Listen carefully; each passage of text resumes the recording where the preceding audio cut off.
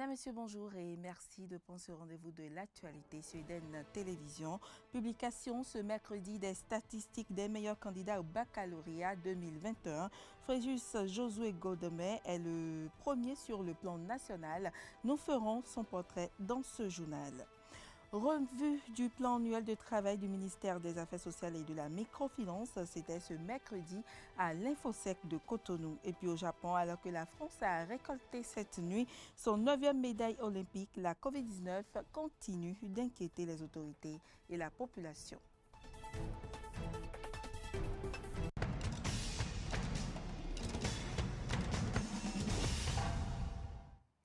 Bienvenue à toutes et à tous. Le Conseil des ministres s'est tenu ce mercredi sous la présidence du chef de l'État, Patrice Talon.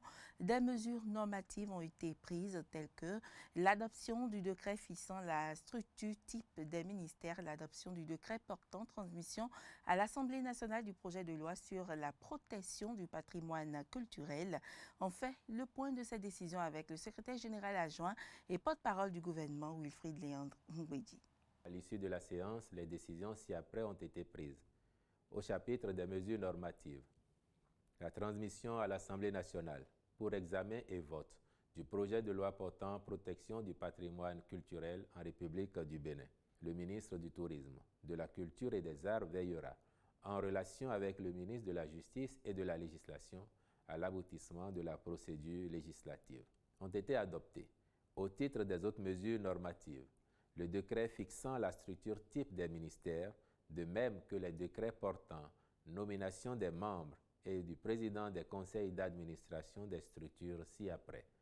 Institut national de la femme, Université d'Abomey-Calavi, Université de Parakou, Université d'agriculture et Université nationale des sciences, technologies, ingénierie et de mathématiques, puis le décret portant nomination des membres du comité de suivi de mise en œuvre de la réforme de l'enseignement supérieur, la recherche scientifique et l'innovation. Au chapitre des communications, en un, nous avons la réalisation de l'étude de faisabilité économique et financière du Programme national de développement des plantations et des grandes cultures. En point 2, le contrat d'assistance technique pour la modernisation de l'Office de radiodiffusion et télévision du Bénin, ORTB.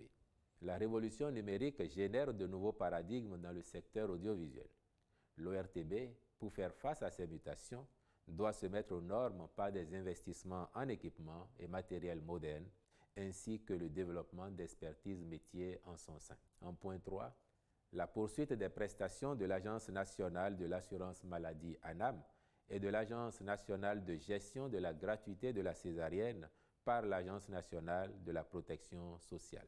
En point 4, le compte-rendu de l'exécution du contrat de prestation dans le cadre de la mise en place d'un pôle d'excellence pour la prise en charge des patients souffrant de maladies cardiovasculaires. En point 5, la délocalisation de la Société des ciments du Bénin SCB de la zone commerciale de Ganhi. Le directeur de l'Office du baccalauréat, professeur Alphonse Da Silva, a donné au cours d'une conférence de presse ce mercredi les statistiques des meilleurs candidats au baccalauréat session de juin 2021. Selon ces statistiques, on note 259 mentions très bien au bac 2021. Le premier du Bénin vient du département de l'Atlantique, plus précisément de la commune d'Abomey-Calavi. Suivons ici le directeur de l'Office du bac qui cite les 5 meilleur à cet examen au plan national. Il a au micro de Samson Oké et Damien Pedro. 5e, M. Medenou Sonayon Gabriel, série C, qui nous vient de CG, collège public, CG de l'unité à Porto Novo, mention très bien, c'est la série C. 18,13.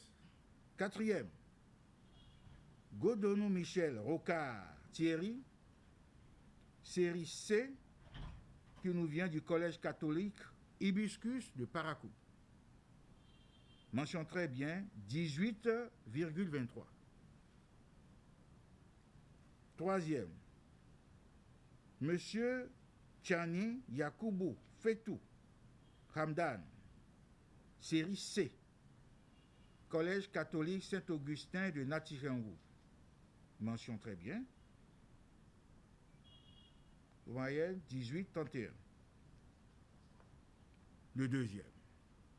Plutôt la deuxième. Mademoiselle Gaga Christelle, Yacinde Elom, série C, qui nous vient du lycée militaire des jeunes filles, général Mathieu Kérékou de Natitengo, très bien, 18,31. Et le lauréat, le premier, c'est M. Godemain Josué Fréjus, de la série D, qui nous vient du collège Sainte-Paquita de Calavi. Mention très bien, 18,66, c'est-à-dire 18 fois. Donc voilà la moisson. Nous n'avons jamais atteint ou bien réuni une telle moisson. C'est à l'honneur du système éducatif de chez nous, à l'honneur des responsables politiques, à l'honneur de tous les enseignants, allant du primaire, en passant par le secondaire au supérieur, les inspecteurs qui ont fait le travail qu'il faut. Joseph Fréjus Godemain est le premier du Bénin au bac 2021 avec 18,66 de moyenne. Il vient du département de l'Atlantique, plus précisément de la commune d'Abomey-Calavi. Juste Defodji et Jean-Baptiste Bocco nous proposent ici son portrait. Durant mon parcours scolaire, de la 6e en terminale et même avant, effectivement, j'ai toujours été premier. D'éternel premier de classe, Fréjus Josué Godemain s'est révélé au plan national. Premier du Bénin au baccalauréat 2021, série D, Fréjus Josué Godemain a obtenu 18,66 de moyenne avec des notes de 20 sur 20 en sciences de la vie et de la terre, 20 sur 20 en mathématiques et 19 sur 20 en physique, chimie et technologie. Et pourtant, Fréjus Josué Godemain n'a pas bénéficié de conditions exceptionnelles d'études comme l'explique son père Godemain Gaston. S'il a besoin d'un professeur, il me dit, donc c'est ce dont il a besoin qu'il me dit et je fais. J'avais mis mes psychologues derrière lui, mais je vois qu'il prend l'étude au sérieux et je lui dis donc de continuer. Issu de père et mère commerçants, Fréjus Josué Godemain n'a donc pas de secret particulier. Le travail et la prière sont ses leitmotivs. Ma méthode de travail, elle est simple. Il suffit d'écouter le professeur, de faire ses exercices à la maison, de relire les cours et puis d'accompagner tout cela de la prière. Des propos du lauréat confirmés par la directrice de son établissement, Marelle Agbami, épouse à Digley. L'apprenant Godemain Josué était un apprenant très studieux et laborieux. Il n'est jamais venu en retard au cours, n'a jamais été absent à un TD. C'est un enfant très respectueux, très humble aussi.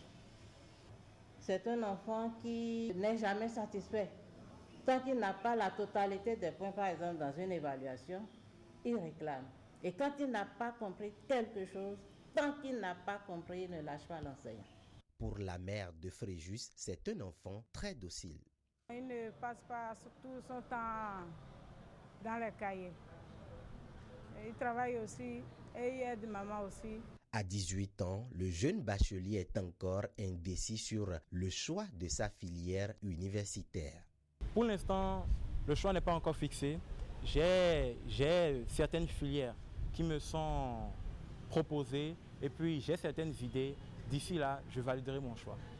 Comme conseil aux élèves qui aimeraient devenir premier du Bénin au bac comme moi, je dirais de travailler dur, mais dans les limites du possible, et puis de toujours tout accompagner de la prière. Cadet d'une famille de 6 enfants, le premier au baccalauréat 2021 est un fervent croyant et passe la plupart de son temps libre à la lecture et au service de Dieu. Autre information dans cette édition, les cadres du ministère des Affaires sociales et de la microfinance étaient en atelier ce mercredi à l'Infosec de Cotonou. Ils ont procédé à la revue au 30 juillet de leur plan de travail. Eh bien, suivez le compte rendu de Cano François Oumbeli Rinto et Fiac Voitan. L'obligation de résultat reste la raison qui justifie cette rencontre des cadres du ministère des Affaires sociales et de la microfinance. Ils s'attelleront à la révision des activités prévues pour l'atteinte des objectifs après un bilan de tout ce qui a été déjà fait. Il s'agit pour nous, à mi-chemin de l'exécution du PTA, d'évaluer nos actions et de réviser les activités dans un souci d'adaptation au contexte et aux besoins évolutifs de nos cibles. Cette revue du deuxième trimestre du plan annuel de travail de ces cadres du ministère des Affaires sociales s'apesantira donc sur les résolutions à apporter aux principales difficultés qui ont empêché l'exécution de certaines tâches. Ainsi, à l'évaluation du 30 juin 2021, le taux d'exécution financière du PTA est de 30,75% base d'engagement contre 22,53% base ordonnancement. Celui de l'exécution physique est évalué à 30,28%. Ces niveaux de résultats sont la conséquence des efforts que nous avons tous fournis durant les 6 derniers mois. Ils nous interpellent et nous appellent tous à plus d'efforts. C'est pourquoi nous devons saisir l'opportunité que nous offre cette rencontre à mi-parcours pour discuter des difficultés rencontrées et proposer des solutions concrètes réalisables dans le temps qui nous reste. Les participants de cet atelier ont été invités à être en phase avec les réformes en cours afin que les services opérationnels déconcentrés du ministère servent désormais de guichet unique pour tous les services de protection sociale. Audience à la Cour constitutionnelle, le président Joseph Fifame Djogbenoua a reçu ce mercredi le nouveau maire de la commune de Banté, Komlan Fagbemon. À son cabinet, les nouveaux défis à relever dans la commune étaient au cœur de leurs échanges. On écoute un extrait des propos du maire à l'issue de l'audience. Nous sommes venus rencontrer la haute autorité pour le remercier pour tout ce qu'il fait aux côtés du chef de l'État depuis 2016 pour l'enracinement de la démocratie, la construction donc, du pays. Nous sommes venus également présenter à la haute autorité la nouvelle équipe communale. Le nouveau maire que je suis, nous sommes venus nous présenter à lui et recueillir des conseils pour l'accomplissement de la mission. De nos discussions, nous avions abordé avec le président la situation actuelle de la commune, notamment en termes de cohésion et tout ça. Vous n'êtes pas sans savoir que la commune, depuis un moment, a été objet des échauffourées liées donc, aux élections présidentielles et les conditions dans lesquelles nous sommes venus donc, à la tête du conseil communal de Banté. Nous avons fait avec le point avec la haute autorité des démarches, des initiatives prises du moins dans le sens du retour à la paix et demander son accompagnement pour la pacification totale donc, de la commune. Nous avons présenté également avec la haute autorité la vision donc, de la commune, les sollicitations en termes d'accompagnement pour l'éclosion socio, politique et financière donc, de la commune. L'actualité hors du continent à présent, Moscou prêt à apporter toute son assistance à l'Afghanistan. Une déclaration faite hier par le ministre de la Défense russe. Ce dernier promet que le sol afghan ne serait pas utilisé comme une base aérienne pour les attaques. La diplomatie chinoise l'a bien compris. Les talibans sont en passe de redevenir les nouveaux maîtres de l'Afghanistan. Pékin, plutôt en retrait jusqu'ici, fait désormais du dossier afghan une priorité et veut mettre en place une politique de bon voisinage avec les talibans. Les talibans afghans constituent une force militaire et politique cruciale en Afghanistan. On espère qu'ils pourront jouer un rôle important dans le processus de paix, de réconciliation et de reconstruction en Afghanistan. Nous espérons que les talibans afghans donneront la priorité aux droits et aux intérêts du pays et du peuple, qu'ils porteront haut la bannière des pourparlers de paix, qu'ils établiront l'objectif de la paix, qu'ils donneront une image positive et qu'ils mèneront une politique inclusive. Les autorités chinoises n'ont jamais considéré les talibans comme un mouvement terroriste, mais comme une organisation religieuse radicale.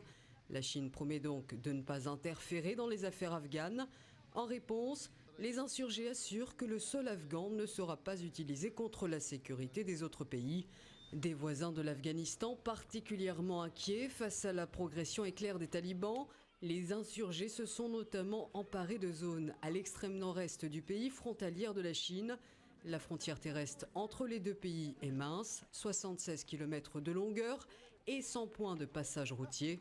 Mais Pékin redoute au Xinjiang un soutien extérieur à la minorité musulmane ouïghour.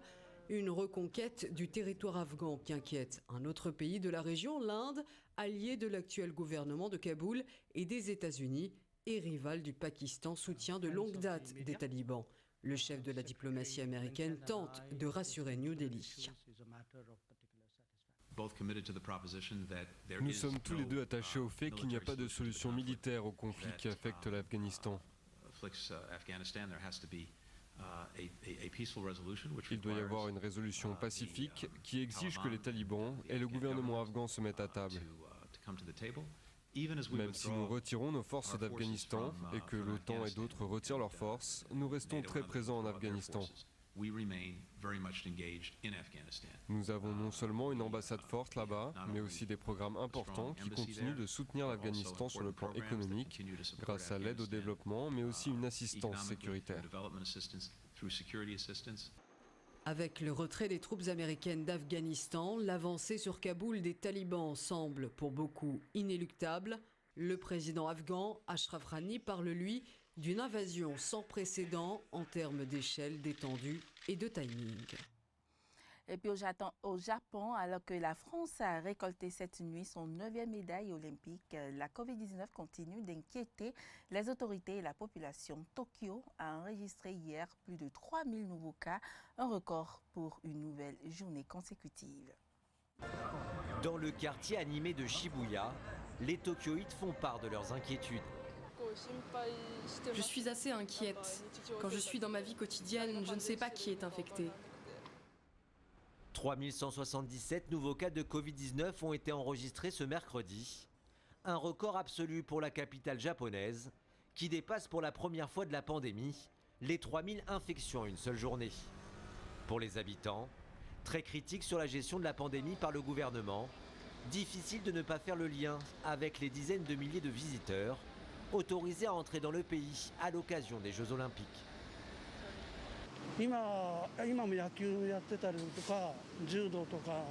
En ce moment, aux Jeux Olympiques, on joue au baseball, on fait du judo et les athlètes gagnent des médailles d'or. En voyant cela, on se dit que c'est une bonne idée d'organiser les Jeux Olympiques. Mais ensuite, il faut penser au personnel médical.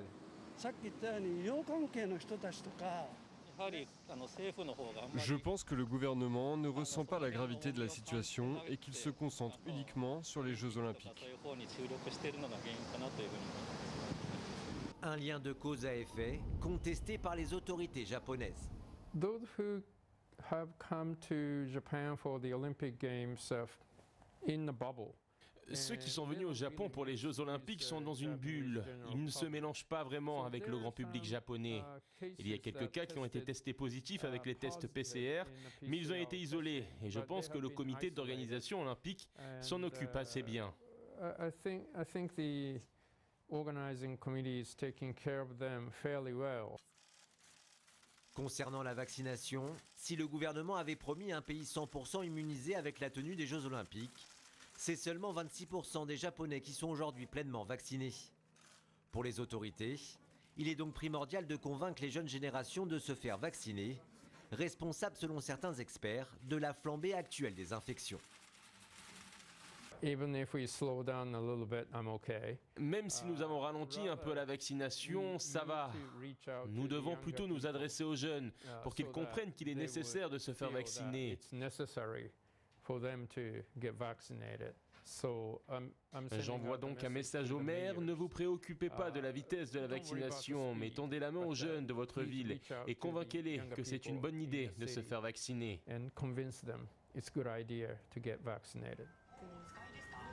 La gouverneure de Tokyo a de son côté invité la population à suivre les mesures et à rester chez elle autant que possible pour éviter la propagation du virus.